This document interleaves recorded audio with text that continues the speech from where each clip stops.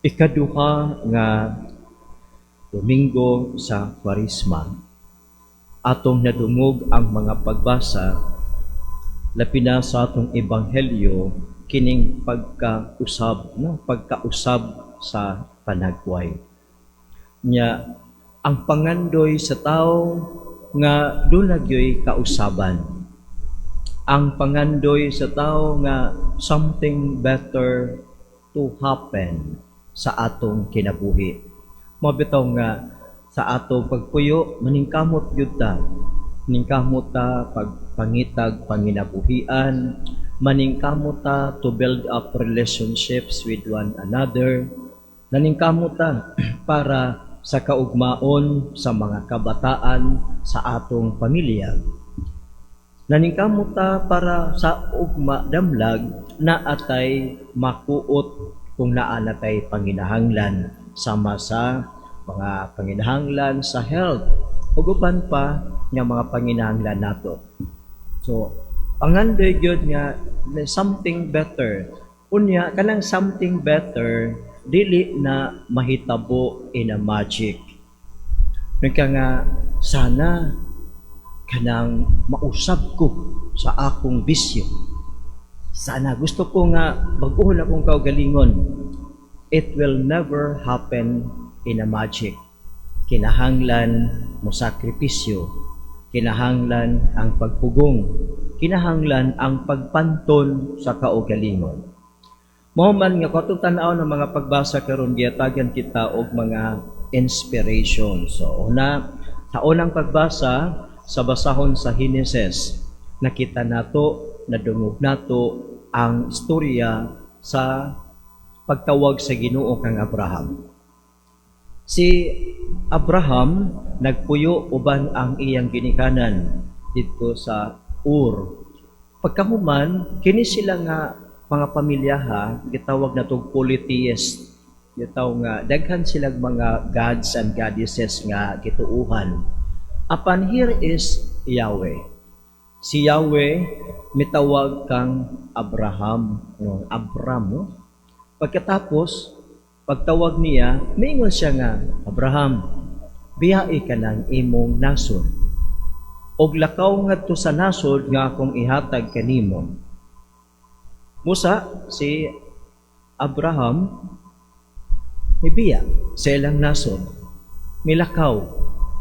Namingon ang Ginoo, himuon ko ikaw nga panalanginan, himuon ko ikaw ang dakong nasod, himuon ko ikaw nga panalangin alang sa uban. Milakaw si Abraham, kuyog niya si Lot ang niyang pag-umangkon. Wa siya kahibaw, Lord, asa man nga nasod ang imong giingon nga ihatag nimo nako. Wa siya kahibaw, asa man ni agihon, Lord.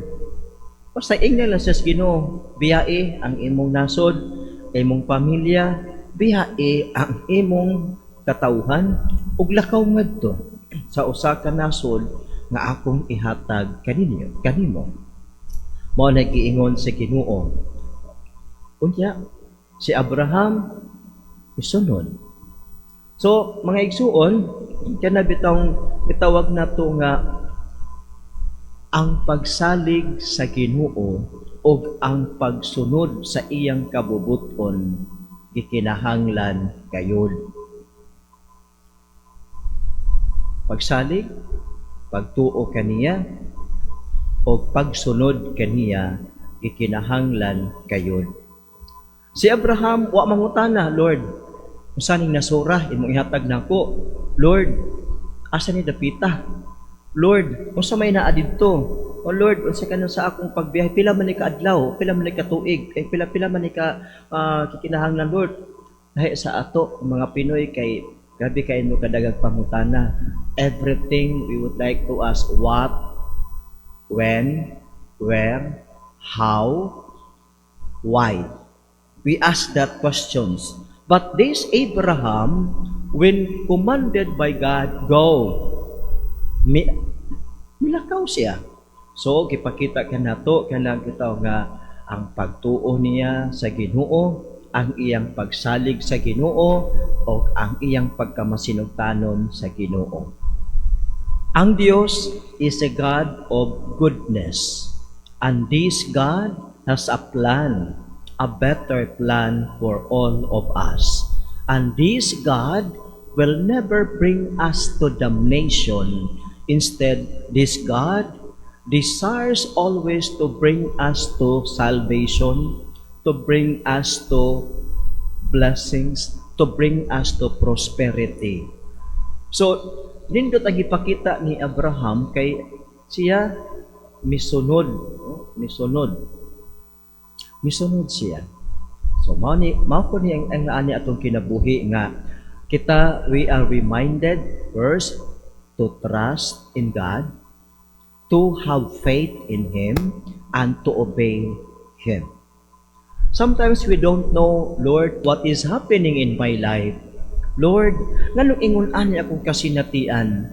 Sometimes we don't know kanang man nga ang mga events sa atong kinabuhi, minunta nga, Lord, mura di man ni mao ang mga akong gi-expect nga mga panghitabo sa akong kinabuhi. Abi nimo, basin og ikaw rin nagbuot-buot sa imong journey.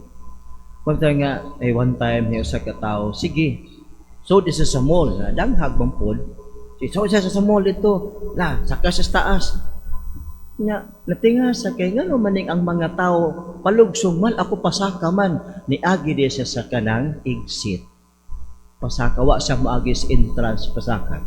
So mao na sa usahay kitay magbuot sa tong kinabuhi o kay kitay magbuot, then we meet storms along the way, we meet some struggles along the way, and using our strength only, nunta nga, Lord, gikapoy na ko sa akong kinabuhi. Lord, kadaghan na ba ng problema sa akong kinabuhi? Mamalandong sa oy, kay basin og, ikaw rin nagbuot sa imong kinabuhi. You follow your will. And because you follow your will sometimes is not in accord with the will of God for you. Remember, God has a plan for you, and His plan is for your salvation. Panalanginan sa Ginoo, unya himuon kang panalangin sa Ginoo alang sa uban. But sometimes kung kita'y magbuot sa itong kinabuhi, kadaghan na ba aning mga problema sa kinabuhi? Lord, tungod kay you drive yourself. Instead of following God, you want God to follow you.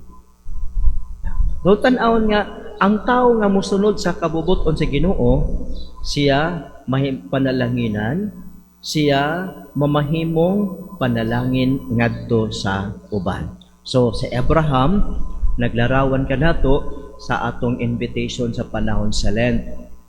Diba? Kanang word nga Lent, gikan sa word nga Latin word nga lente, bote pasabot, slow down.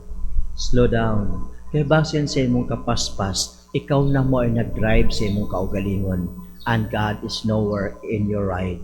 Wala na may appeal ang Ginoo sa imong biyahe. Lenti, Latin, slow down. Mao man nga karon is a season of prayer, a season of fasting and abstinence, dili lamang sa pagkaon, kundi labaw sa tanan sa atong mga bisyo, sa atong mga illicit relationships, sa atong mga gitawag nato pagbiya sa atong mga hilig sa kinabuhi nga supak sa kabubuton sa Dios. Mana si Abraham. Remember, God has a plan for you and for me. If you cannot envision, if you cannot see the plan of God at a while, always remember to trust in the heart of God, because God understands very well His plan for you. If you doubt the plan of God, remember to trust in God, because God understands perfectly His plan for you. And this God will never bring you to damnation, but will always bring you to salvation. Pag-abot karon sa atong ikaduhang pagbasa, miingon ka nato si San Pablo. Busa ayaw kaulaw sa pagsaksi sa atong Ginoo ug kanako nga iyang binilanggo. Hinulua pakig-ambit sa mga pag-antos tungod sa maayong balita. Kinaiya sa tao, easy way. Kana bitaw, easy way. Na, may tanga, nga naman yung magkuhan ko tani nga naa may easy way. Sa kanang easy way, naanad ka ni alang easy way, di nakaganahan og mga hasol gamay sa kinabuhi. O kaya di naman kaganahan nga naay hasol sa kinabuhi, maglagot na ka immediately kung dunay hasol nga imong maagian karon. Nahimo kang short-tempered. Sige, naaw na to ha. Kaniadto, wa pay internet. Wa pay internet ha, wa pay cellphone.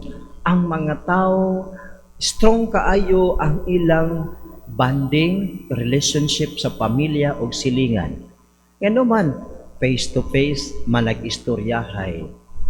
Unya, ang pamilya magkahiusa sa pagpangaon face-to-face. Ang pamilya mag-ampo face-to-face.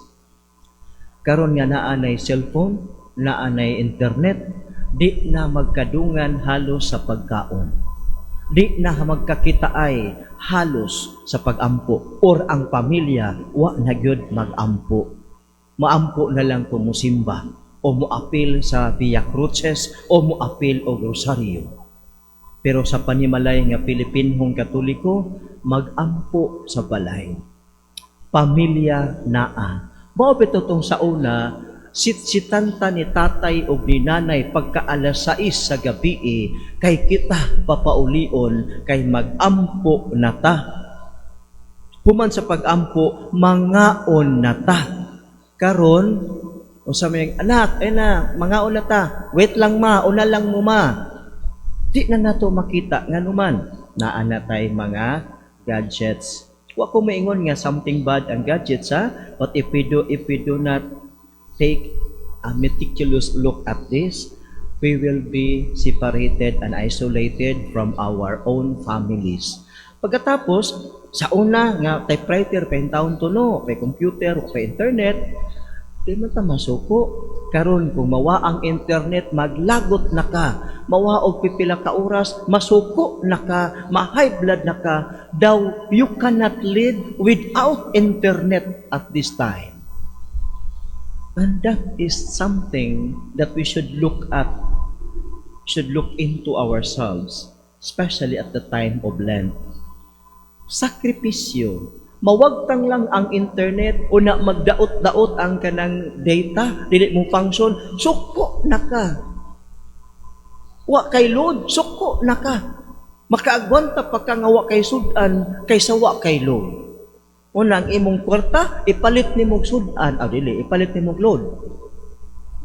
Kay mabusog na ka, sige ra kag text, mabitang uban, sige text, busog na sila kaayo. Wa nang kabantay nga, nilapas na ang tingkaon. Mo nang daghang sakit, ulcer, o uban pa.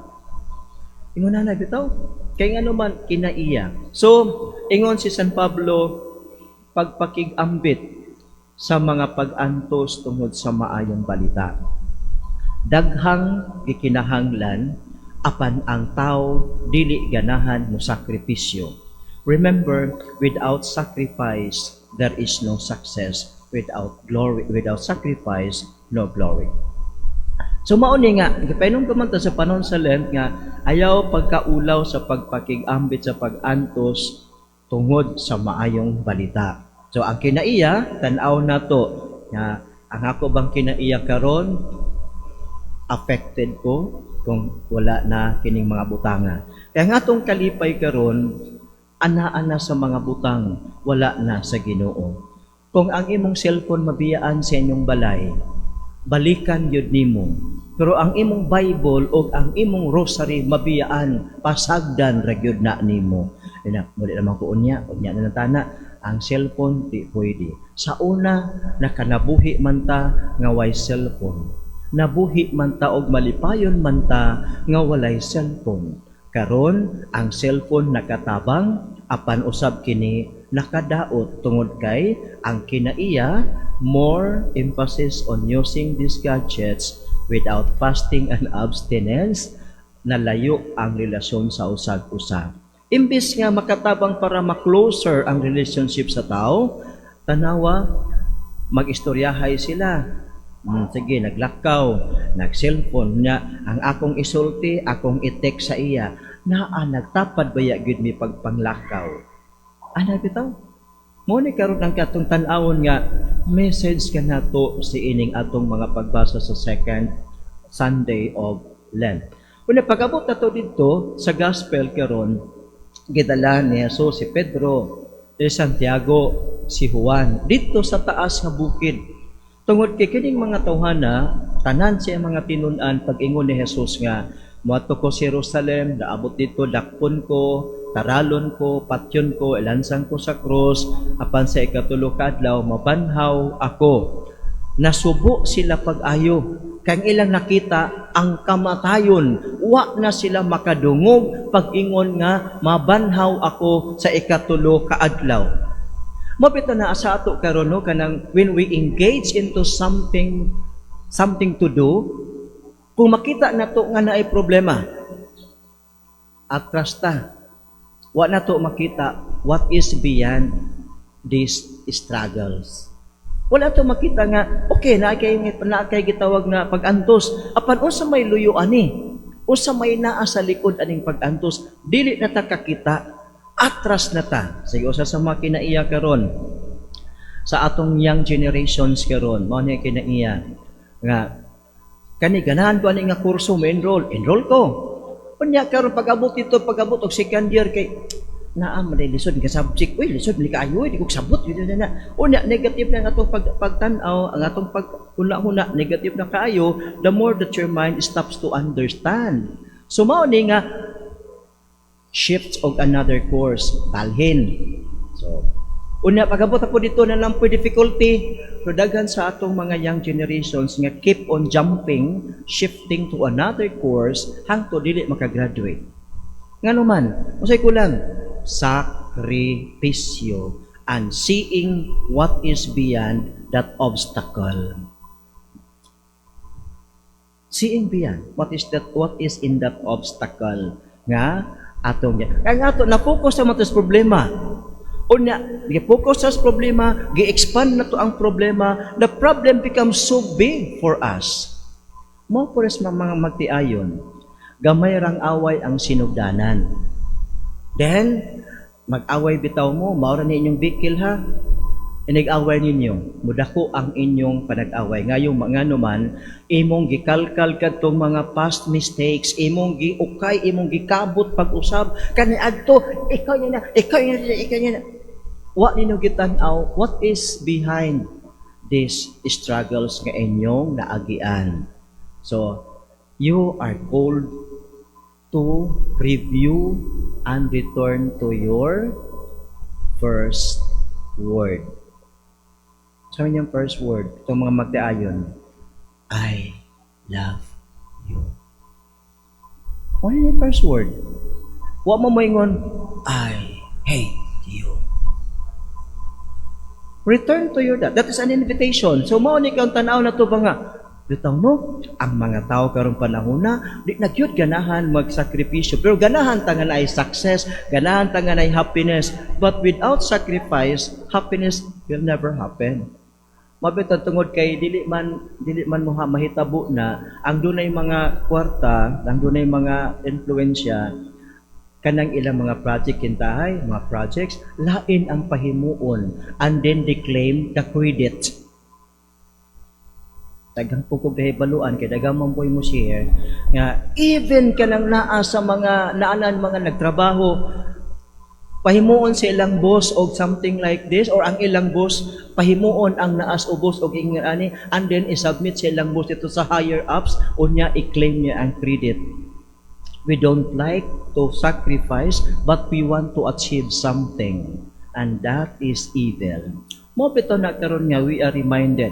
So karon kini mga tinun-an gidala ni Jesus ngadto sa bukid aron sa makadiyot ipalili nila ang nagpaabot nga himaya, kadaugan, kalampusan human sa kamatayon ni Jesus sa krus. Aron paglig-on kanila nga dili angay nga mudagan kung sa panahon nga we are asked to sacrifice, because when you are asked to sacrifice, something better and something greater is waiting for you. behind the sacrifice na sa ato di ta kaabot dito nganuman di apa sa pagtan-aw pa nato surrender naman ta. But si Jesus was teaching his disciples, I must undergo my passion, I must die for resurrection aron mabanhaw o aron makabaton kita kinabuhing dayon. I must undergo my passion. Mo ko na sa ato aron kita makaangkon o makakabot sa atong gipangandoy, I must undergo some sacrifices. If you want your family to be intact, if you want your family nga yanang nindot ang ka nabay ginikanan has to sacrifice something. Bisag wa sila ganay sa usag-usa, pero tungod sa mga anak, kaugmaon sa mga anak o kaugmaon sa pamilya, nagpabilin sila. Bisag di na sila magdug o higda inig kagabi, nagpabilin sila. Nganuman, na ay something, a reason for the family. When you are asked to sacrifice, don't say to the Lord, no, Lord, I don't like this. But say to the Lord, Lord, you asked me to face this struggle. You asked me to face this problem, this difficulty in my life. Grant me your strength that I may carry, that I may travel, that I may overcome them. Don't say, Lord, ayaw ko na, surrender na ako. Wa pa gani ka na ngayo og extra strength, ni surrender na ka. So, din panahon sa Kwaresma, we are reminded on this. Kung pagkatapos, mo ni ang mga giingon sa Dios Amahan ngadto sa mga tinun-an. Pamati kamo kaniya. Kini mang pinangga kong anak, kung siya sumpay sa Ginoong sa Amahan, minsan, pamati kamo kaniya. So, keep attuned and listening to our Lord, listening to His words. Kay when we listen to His words gradually transform us. Kung maminaw ta, makasabot ta. Kung makasabot ta, guided ta sa atong pagpuyo, sa atong paglihok. Una mingon si Jesus, tindog, ayaw kamo kahadlok. Tindog. So gihikap ni Jesus ang iyang mga tinun-an nga nang hapain taon kay nalisang tindog, ayaw kamo kahadlok. Buti pa sabot pa nga, always remember that God is with us. Bisan unsa nga struggles ang imong agian, always remember God is with us. Mingon siya, tindog, ayaw pagkahapla, tindog kay kanang mga problema, labangon, malabang na with God. Tindog, ayaw kamo kahadlok. Jesus is with us. Muna bitaw sa panahon sa Kwaresma, ayaw suko, huwag kang masuko, huwag kang susuko. Kalabang ayaw pag-surrender. Nga naman, God never surrender you. Never give you up. Hindi ka sinukuan ng Diyos, kaya huwag kang sumuko. God never give you up. Sa halip, si Kristo ay handang magpapako sa krus upang tubusin ka, upang maangkin ka lamang, upang mapatawad ka lamang. Ngayon, konting problema, susuko ka na. Hindi ka nga sinukuan ng Diyos, ikaw susuko. Kapit kay Lord. Kapit kay Lord, at dahil sa pagkapit kay Lord, sa pananampalataya, sa pagkapit mo kay Lord, dahil nagtitiwala ka sa Kanya, remember, God understands His plan for you perfectly. Manindog itang tanan,